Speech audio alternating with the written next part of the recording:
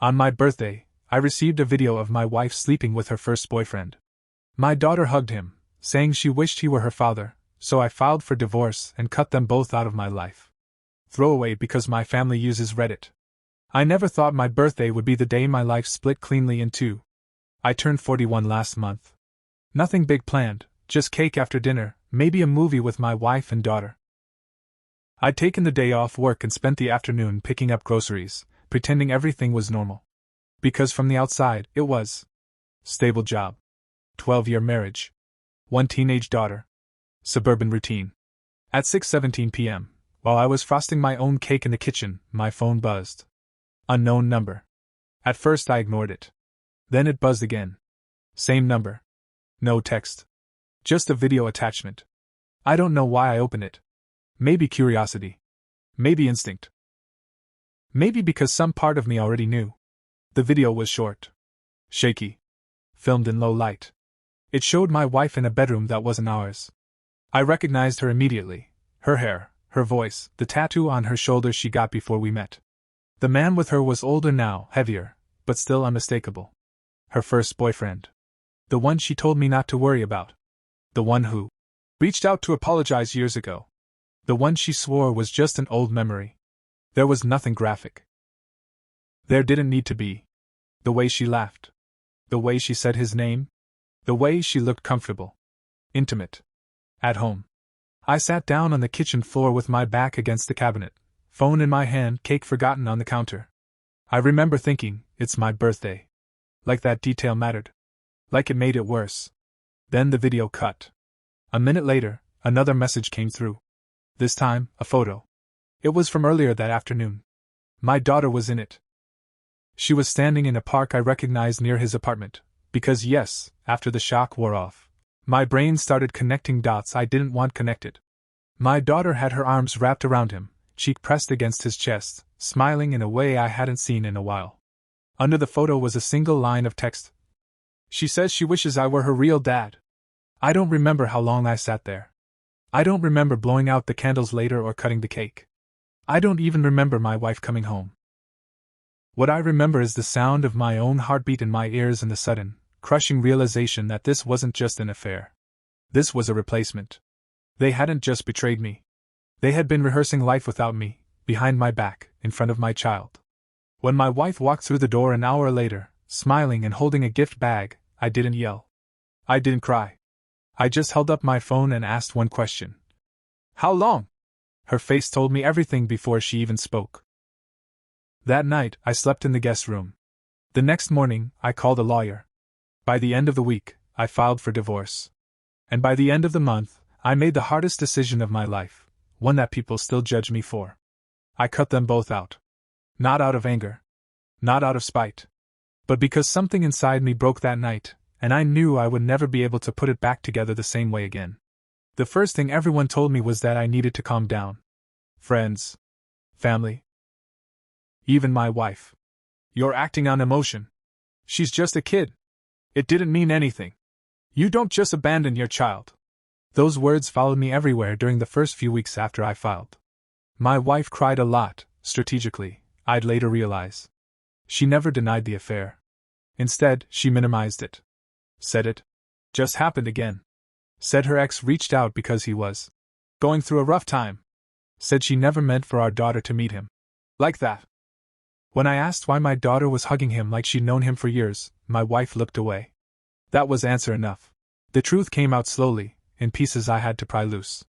She'd been seeing him on and off for almost a year. It wasn't just physical. They talked daily. She brought our daughter along, sometimes, so it wouldn't look suspicious. Ice cream. Parks. Movies.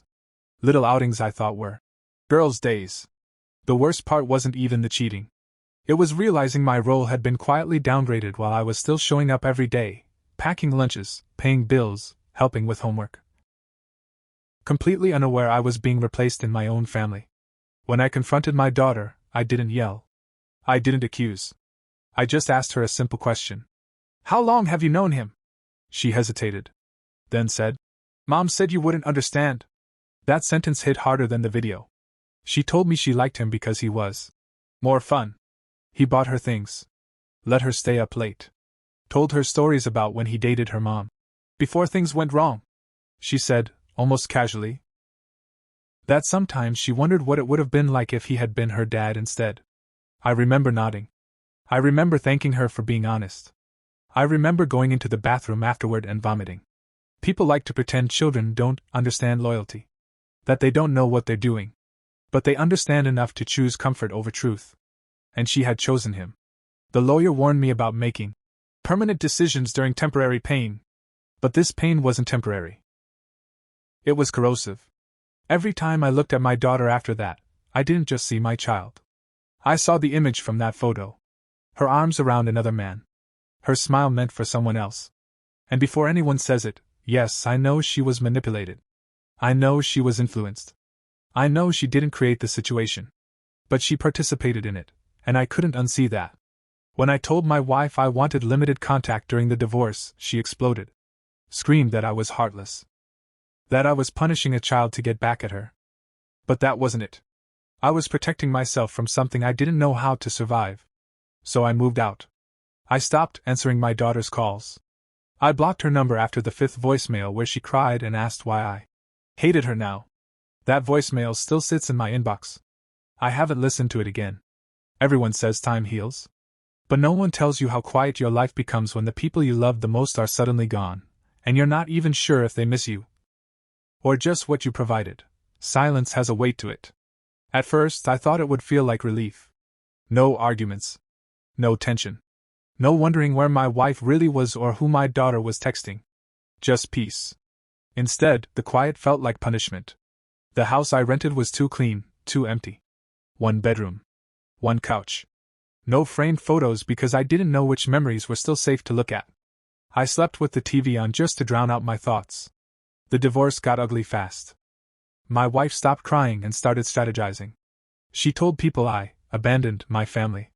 She told her parents I was unstable. She hinted to mutual friends that my reaction was scary. And the worst part? It worked. People who once invited me to barbecues and birthday parties stopped calling. A few reached out just to say I should be the bigger person and forgive for my daughter's sake. None of them asked how I was doing. During mediation, my wife's lawyer painted me as emotionally negligent. Said I was using distance as a weapon. That I was traumatizing my daughter by refusing contact. When it was my turn to speak, I surprised everyone, including myself. I didn't talk about the affair. I didn't talk about the video. I didn't even talk about the text. I talked about replacement. About how trust doesn't just break, it erodes. About how being a father isn't only biology or legal obligation. It's a bond that requires respect. About how that bond was quietly undermined until there was nothing left but obligation. The mediator didn't look convinced. The judge didn't look impressed. But for the first time since my birthday, I felt honest. My daughter wrote me a letter around that time. My ex mailed it despite my request for no contact. I stared at the envelope for 3 days before opening it. Inside, my daughter apologized. She said she didn't mean what she said. She said she was confused. She said she missed me. She asked if we could start over. I folded the letter carefully and put it back in the envelope. I didn't respond. People think walking away is easy. That it's the selfish choice. That it's about pride. What they don't see is the cost. I lost my marriage. I lost daily contact with my child. I lost friends who decided my pain made them uncomfortable. What I gained was space. Distance from the constant reminder that I had been replaced in the role that defined my life. Sometimes, late at night, I wonder if I made the wrong choice. If I should have swallowed everything and stayed for my daughter. If forgiveness would have been braver than leaving. But then I remember that photo. And I remember how alone I felt before I ever walked away. The divorce finalized 6 months later. On paper, I was free. Emotionally, I was still paying interest on a debt I never agreed to take on. A year passed before my life started to feel like it belonged to me again. Not happy. Not healed. Just quieter in a way that didn't hurt as much. The divorce finalized exactly 10 months after my birthday. I signed the papers in a beige office with bad lighting and a mediator who wouldn't meet my eyes. I walked out alone, sat in my car, and didn't feel anything at all. No relief. No grief. Just emptiness. That scared me more than the anger ever did. My ex moved in with him 3 months later. People told me that like it was news. Like it would hurt me. By then, it didn't. It just confirmed what I already knew. That I had been the placeholder, not the partner. What I didn't expect was my daughter to stop trying. For the first few months after I went no contact, there were letters. Voicemails. Missed calls from borrowed phones. Then they slowed. Then they stopped. At some point, she adjusted. That realization sits heavy on my chest even now. I ran into an old coworker at a grocery store one evening. He asked how my girls were doing. I said I didn't know. The look on his face told me everything: confusion, judgment, pity, all at once. Later that night, I cried for the first time since the divorce. Not because I missed my wife. Not even because I missed my daughter. But because I missed the version of myself who believed love was permanent if you worked hard enough at it. Therapy helped. Slowly. Painfully. It taught me that walking away doesn't always mean you're wrong, it means you reached your limit. It also taught me that boundaries can look cruel to people who benefit from you having none. Do I regret cutting contact with my daughter? Some days, yes. Other days, I know that if I had stayed, I would have become someone bitter and hollow, present in body, absent in spirit. And children noticed that too. Last week, on my birthday, my phone buzzed. Unknown number. This time, it was just a text. I hope you're okay. No name. No apology. No request. I didn't reply. But I didn't delete it either. Maybe that's growth. Maybe it's cowardice. Maybe it's just where I am right now. I don't know what the future holds. I don't know if I'll ever have a relationship with my daughter again. I don't know if forgiveness is something I'll ever be capable of. What I do know is this. Sometimes, choosing yourself means accepting that the life you built won't survive that choice. And sometimes, surviving is the bravest thing you can do.